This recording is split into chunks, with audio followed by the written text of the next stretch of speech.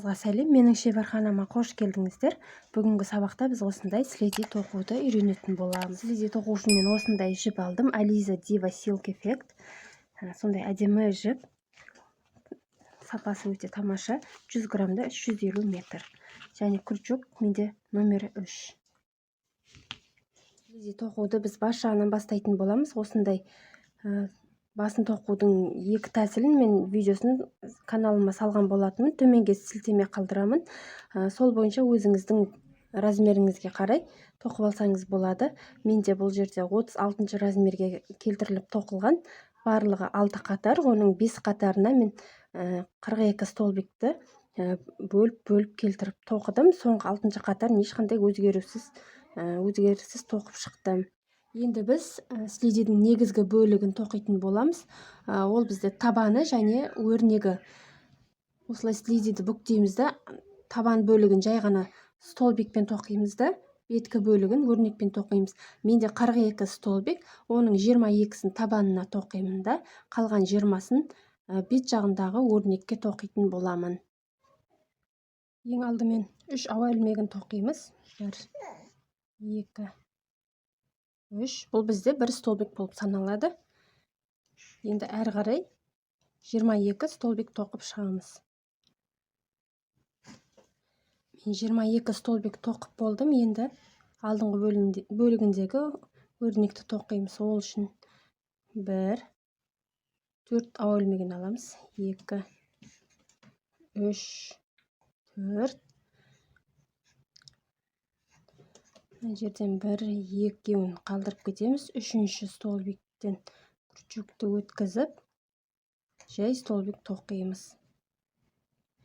Тағы да 1, 2, 3, 4. 1, 2 қалдырып кетеміз. 3-шісіне жай ғана столбик тоқитын боламыз. Осылайша біздің қатардың басына дейін тоқимыз. Қатардың соңына келдік. Бас жағымен біріктіреміз.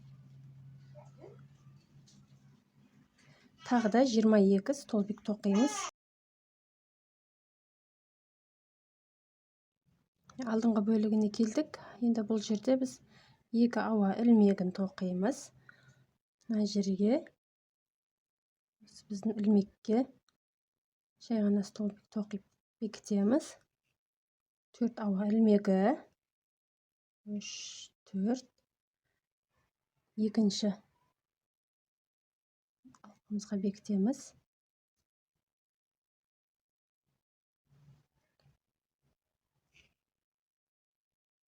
4. Келесі тізбекке бекітеміз жай столбикпен.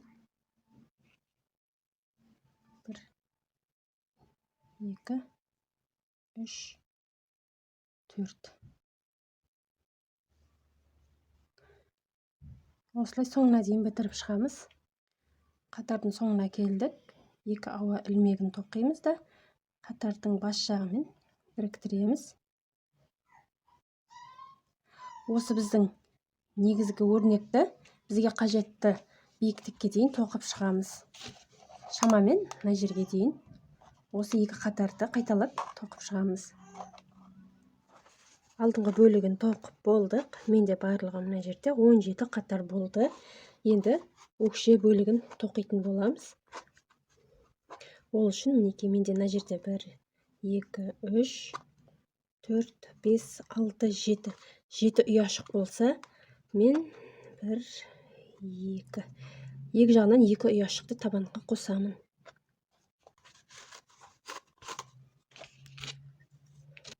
Біз екінші ұяшықтың шетінен бастаймыз.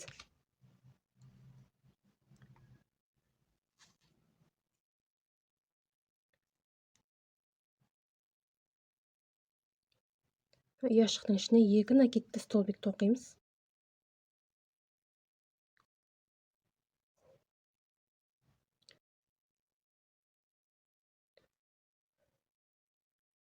Мынау біріккен жеріне 1 накидті столбик тоқимыз.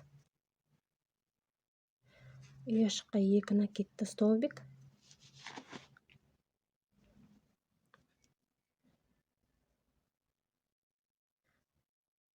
Енді мынау табанның бөлігіне өтеміз.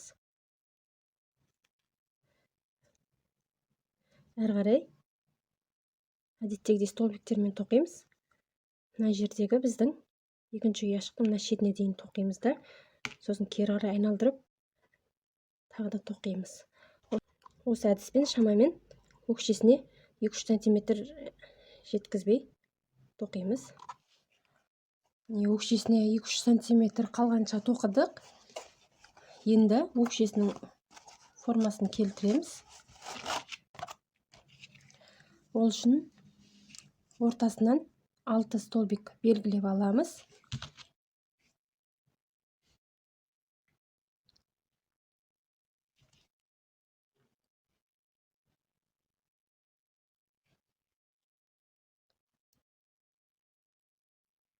Енді маркерімізді алып тастаймыз. Белгілеген жерден крючокты өткізіп жіпті тартып шығарамыз. Белгілеген жерге накидсіз столбик тоқимыз. Мына жерге дейін накидсіз столбик тоқимыз да, әрі қарай накидпен тоқимыз. Келесі қатарымыз накидсіз тоқыған столбиктерге келдік. Енді осы жерде біз қысқартуымыз керек. Ол үшін накидсіз столбиктің біріншісіне крючокты өткізіп жіпті тартып шығарамыз. Екіншісінен де тартып жіп шығарамыз. Үшеуін қосамыз.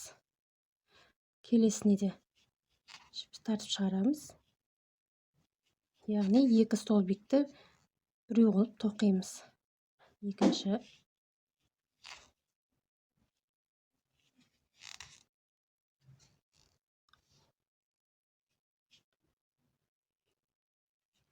Әрі қарай накидті столбик тоқимыз. Тағы бір қатарымыз.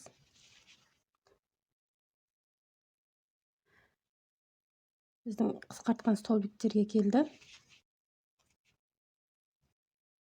Енді бұл үшеуін іріктіреміз.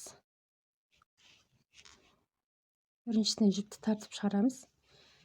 Екінші столбиктен тартып шығарамыз. Және үшіншісінен де жіпті тартып шығарамыз. Барлығын қосамыз. Әрі қарай накидті столбик тоқимыз. Өкшесіндегі соңғы қатарға келдік. Бұл қатарда барлығын накидті столбикпен тоқимыз. Қысқартқан столбиктерімізге де толықтай накидті столбик тоқып қатарды бітіреміз. Енді өкшесін тігеміз. Ол үшін слейдерді теріс қаратып аламыз.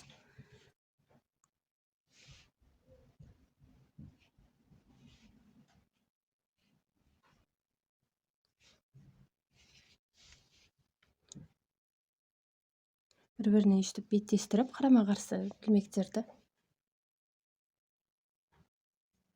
осылай соңына дейін тоқып шығамыз.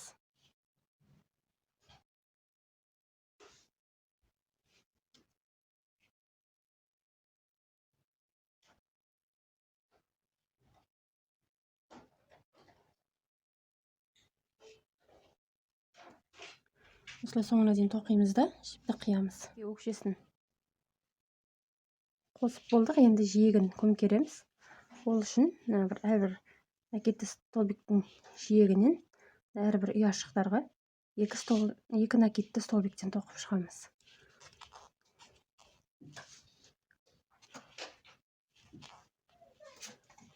Алдыңғы бөлігінде өрнек тоқылған жерінде, мына жерге біздің мынау табанның басталған жерінде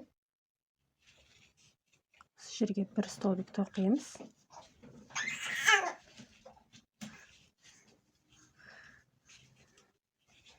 Мына ұяшыққа 2 столбик тоқимыз. Мынау біріккен жеріне 1 столбик тоқимыз. Осылай соңына дейін бітіріп шығамыз. Міне бізде осындай слейде дайын болды. Жиегін басқаша өрнектермен де көмкерсеңіздер болады. Видео ұнаса лайк басып, комментарий қалдырып, менің каналыма жазылуды ұмытпаңыздар. Сау болыңыздар.